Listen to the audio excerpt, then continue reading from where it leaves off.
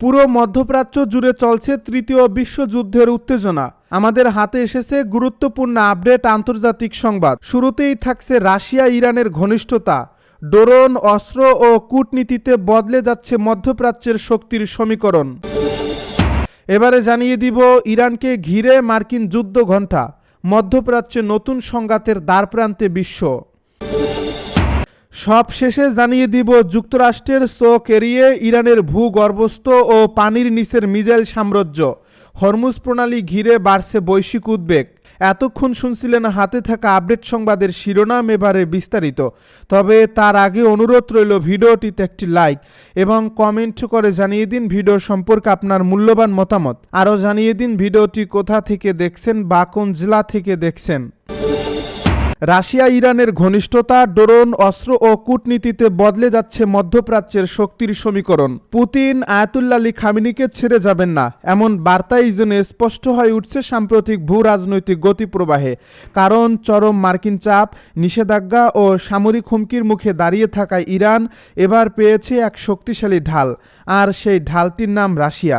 Tehran ও মস্কোর মধ্যে ক্রমবর্ধমান সামরিক ও কৌশলগত সহযোগিতা মধ্যপ্রাচ্যের যুদ্ধ সমীকরণকে দ্রুত বদলে দিচ্ছে বলে মনে করছেন বিশ্লেষকেরা।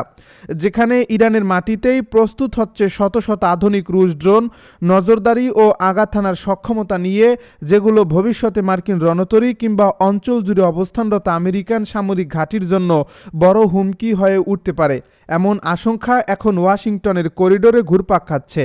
দীর্ঘদিন ধরে নিষেধাজ্ঞা আর আলটিমেটামের মধ্যে থাকা ইরান এই সহযোগিতাকে দেখছে কৌশলগত শ্বাস নেওয়ার সুযোগ হিসেবে, আর মস্কো দেখছে মধ্যপ্রাচ্যে প্রভাব বাড়ানোর সুবর্ণ জানালা হিসেবে, যার ফলে গোপন ড্রোন সরবরাহ, ইরানের ভেতরে কারখানা স্থাপন, আকাশপথ ও সমুদ্রপথে অস্ত্র হস্তান্তর সব মিলিয়ে এক নীরব কিন্তু দ্রুত গতির সামরিক সেতু গড়ে উঠছে দুই দেশের মধ্যে।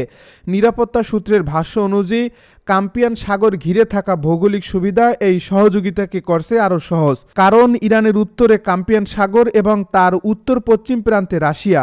এই জলপথ ব্যবহার করে রুশ জাহাজে ড্রোন ও সামরিক সরঞ্জাম পাঠানো হয়।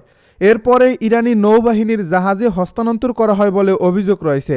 আবার কিছু চালান যায় আকাশপথে রাষ্ট্রীয় মালিকানাধীন এয়ারলাইন্সের মাধ্যমে, যাতে নজরদারি এড়িয়ে দ্রুত ডেলিভারি নিশ্চিত করা যায়।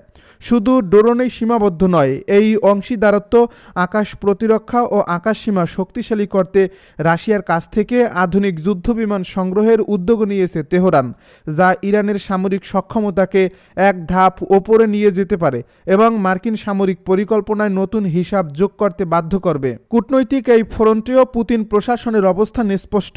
উত্তেজনা নিরসনে নিয়মিত যোগাযোগ, আলোচনার মাধ্যমে সমাধানের বার্তা আর প্রকাশ্যে ইরানের পাশে থাকার ইঙ্গিত, সব মিলিয়ে মস্কো দেখতে চাইছে যে তারা শুধু অস্ত্র সরবরাহকারী নয়, বরং এক দীর্ঘমেয়াদী কৌশলগত মিত্র। আর এই সমর্থন নিছক বন্ধুত্বের প্রকাশ নয়, বরং আমেরিকার একক প্রভাবকে চ্যালেঞ্জ জানিয়ে মধ্যপ্রাচ্যের শক্তির ভারসাম্য নতুন করে সাজানোর প্রচেষ্টা। ওয়াশিংটনের দৃষ্টিতে এই দৃশ্যপট উদ্বেগজনক, কারণ একদিকে নিষেধাজ্ঞা দিয়ে ইরানকে চাপে রাখার কৌশল, অন্যদিকে রাশিয়ার হাত ধরে ইরানের সামরিক আধুনিকরণ এবং দ্বিমুখী বাস্তবতা মার্কিন নীতি নির্ধারকদের সামনে কঠিন প্রশ্ন তুলছে। বিশেষ করে যখন ড্রোন প্রযুক্তি তুলনামূলক কম খরচে বড় ক্ষতি সাধনে সক্ষম এবং সমুদ্র ও আকাশে অসম যুদ্ধের চরিত্র বদলে দিতে পারে। মধ্যপ্রাচ্যের মিত্র রাষ্ট্রগুলো পরিস্থিতি নিবিড়ভাবে পর্যবেক্ষণ করছে, কারণ যে কোনো সংঘাতের আঁচ পুরো অঞ্চলকে অস্থির করে তুলতে পারে। তেলের বাজার থেকে শুরু করে বাণিজ্যিক নৌপথ, সবখানেই পড়তে পারে তার প্রভাব। ইতিহাস বলে বিপদের সময়ই চেনা যায় আসল বন্ধুকে, আর সেই কঠিন সময়ে ইরানের পাশে রাশিয়া দৃঢ় অবস্থান নিয়েছে। ইরানকে ঘিরে মার্কিন যুদ্ধ ঘণ্টা, মধ্যপ্রাচ্যে নতুন সংঘাতের দ্বারপ্রান্তে বিশ্ব। ইরানকে কেন্দ্র করে যুক্তরাষ্ট্রের আগ্রাসী অবস্থান, একের পর এক কড়া হুমকি ও মধ্যপ্রাচ্যে মার্কিন সামরিক শক্তির দৃশ্যমান বৃদ্ধি নতুন করে যুদ্ধের আশঙ্কাকে আরও তীব্র করে তুলছে। মার্কিন প্রেসিডেন্ট ডোনাল্ড ট্রাম্পের সরাসরি সামরিক হুঁশিয়ারি এবং পারস্য উপসাগরে শক্তিশালী নৌবহর মোতায়েনের পর আন্তর্জাতিক অঙ্গনে প্রশ্ন উঠছে, মধ্যপ্রাচ্যে কি আরেকটি বড় যুদ্ধ অনিবার্য হয়ে উঠছে? ওয়াশিংটনের চাপের জবাবে তেহরান স্পষ্ট ভাষায় জানিয়ে দিয়েছে হুমকির মুখে তারা কোনো আলোচনায় বসবে না এবং প্রয়োজনে যুদ্ধের জন্য প্রস্তুত।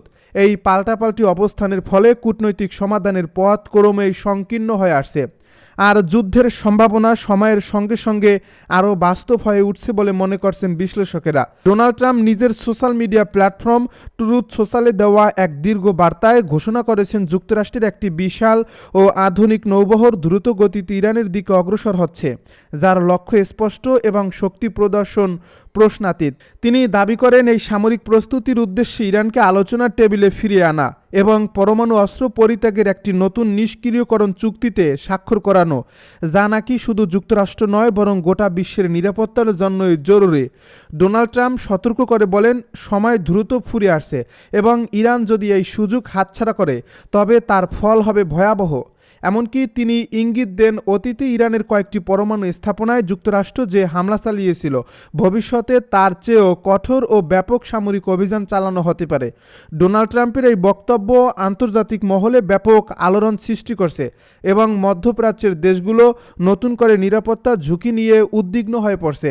এর জবাবে ইরানের পররাষ্ট্রমন্ত্রী আব্বাসে আরাখজি স্পষ্ট করে জানিয়েছেন, সামরিক হুমকি ও চাপের পরিবেশে কোনো ধরনের আলোচনা সম্ভব নয়। রাষ্ট্রীয় গণমাধ্যমে দেওয়া এই বক্তব্যে তিনি বলেন, ভয় দেখিয়ে বা একতরফা শর্ত চাপিয়ে দিয়ে ইরানকে আলোচনায় বসানো যাবে না, বরং এমন আচরণ পরিস্থিতিকে আরও বিপজ্জনক করে তুলবে। তিনি যুক্তরাষ্ট্রের সঙ্গে গোপন যোগাযোগ বা সাম্প্রতিক কোনো কূটনৈতিক সমঝোতার গুঞ্জনও সরাসরি অস্বীকার করেন এবং বলেন, ইরান তার সার্বভৌমত্ব ও জাতীয় স্বার্থের প্রশ্নে কোনো আপোষ করবে না।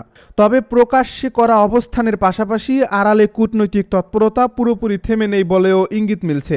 আন্তর্জাতিক গণমাধ্যম আল জাজিরার জ্যেষ্ঠ সাংবাদিক আলী হাশেম তেহরান থেকে জানিয়েছেন, প্রকাশ্যে যতই যুদ্ধংদেহী বক্তব্য আসুক না কেন, পর্দার আড়ালে মধ্যস্থতাকারীদের মাধ্যমে সমাধানের চেষ্টাও চলছে।